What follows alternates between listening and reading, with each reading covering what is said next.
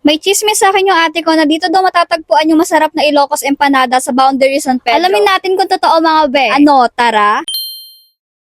Nag-crave nga biglang babaeng are sa Ilocos Empanada at yung totoo at masarap na Ilocos Empanada nga yung hanap ko at wala nun dito sa amin mga be. Nagtanong nga ako sa ate ko at ang sabi niya nga ay meron daw dito sa boundary ng San Pedro, dito sa may harap ng Sogo, kaya bakit naman hindi natin itatry kung totoo? Maraming ang pwedeng food tripin dito mga be, may pizza, halo-halo, chicken pastil, biryani, pare, siomay at opo, totoo ang balita na nandito nga itong Ilocos Empanada na hinahanap ko. Ang OA.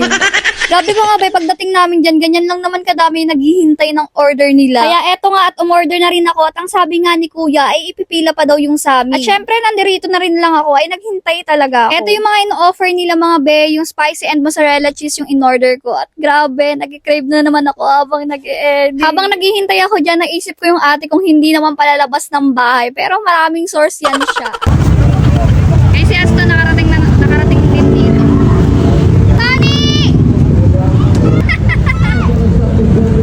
Parang nakita ko nga si Asta dito, pero nagtago naman ng lalapitan ko. Sabi, nasan kayo? Nandito kami sa Sogo.